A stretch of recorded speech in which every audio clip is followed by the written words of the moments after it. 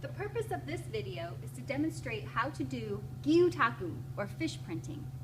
Here is an example of a finished print.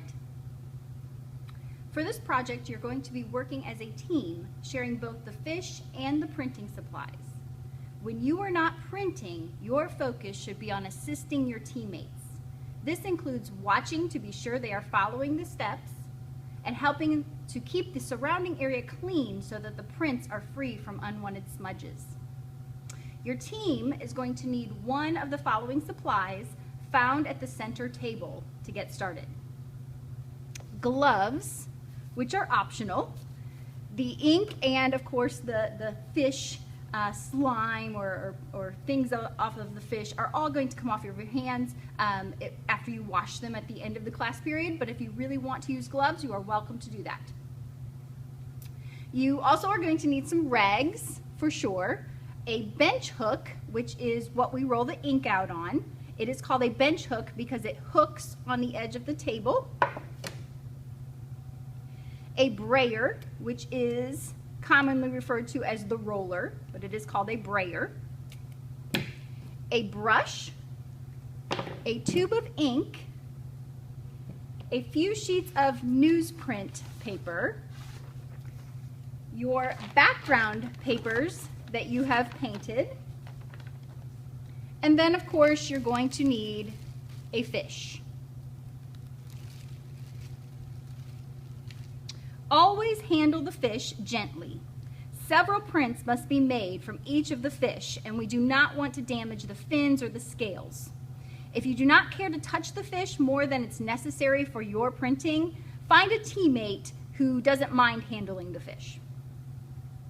To prepare the fish for printing for the first time, one person is going to need to wipe down the fish to get the little bit of the slime that kind of comes on the fish when we first get them, to kind of just get that off and remove the excess moisture. So you're going to use a very slightly dampened rag to wipe down the slime off of the fish. And it's really not too bad. It sounds gross, but it's really not too bad. Okay, you want your fish to be dry, so you want to continue to blot the fish repeatedly throughout the printing process to remove any excess moisture that there may be.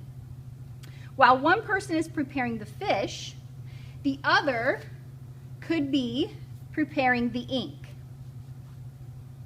So you're going to squeeze out ink onto your bench hook. You're going to need about two inches worth of a bead of ink. So if you kind of 1, 2,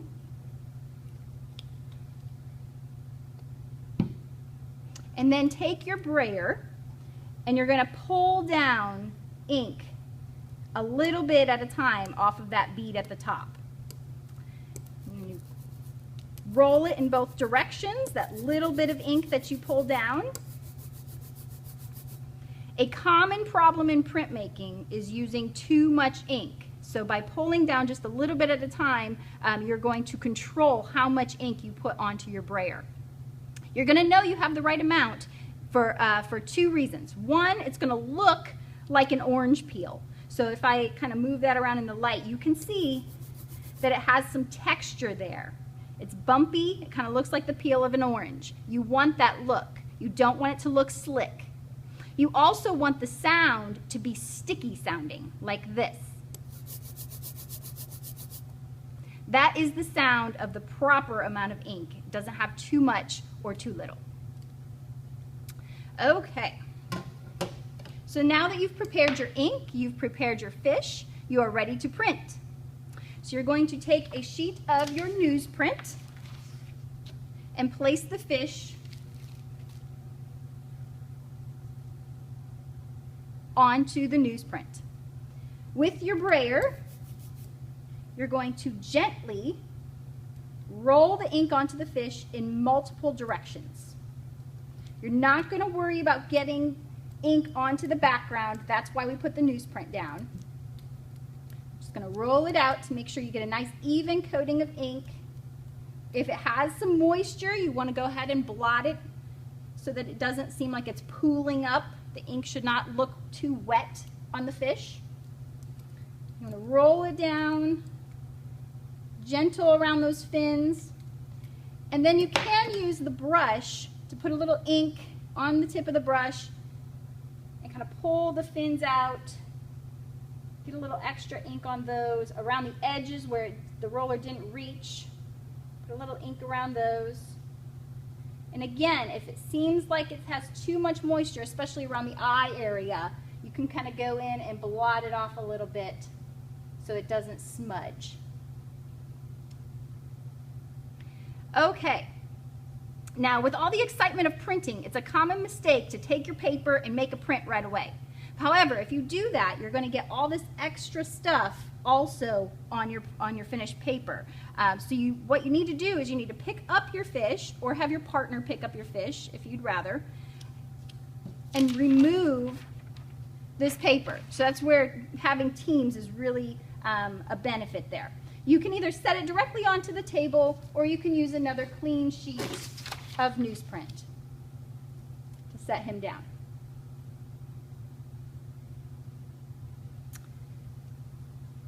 Okay, we are ready. I want you to notice that I keep using the rag to wipe off my fingertips. You want to make sure that you don't have a lot of excess ink on your hands that's going to transfer to your final prints. So when you are ready, you're going to take your painted page and you're going to decide where it is that you want to place your fish onto that page. You should put some purposeful thought into where it's going to go. Remember those compositional tips that we talked about, and kind of what your plan is for your finished product here. This is also a good place for your teammate to help you to make sure that the fish doesn't move underneath your paper. So you're going to decide where it's going to go. I'm going to place mine about there, and then you're going to hold it so it doesn't move, and just gently rub or press the paper around your fish. And take care to make sure you're hitting all of the areas around the edges.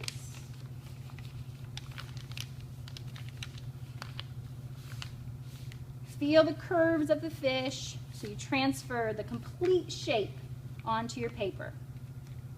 And then gently peel it away, and you will reveal your fish print. Now, not every print is going to print perfectly. In fact, most of the prints we make are going to have gaps that don't print all the way through, or they do not print clearly, or they're smudged. The eyes, they never print well, so do not worry about that. I will be showing you how to address those issues later. If you can see that it's a fish, then it's a successful print that you will be able to work with. At this point, you're going to either print it again. If you wanted multiple prints onto one page, you could print again. You could also flip the fish over so that he's going the other direction. If you are going to print again onto the same page, you're going to need to reapply a little bit of the ink. You're not going to need as much this time because it already has some on it, but you will need to reapply with the brayer and with the brush and do some blotting just like you did before and reprint it. So if you want multiple fish on one page, you may do so. If not, then it is ready to take to the drying rack.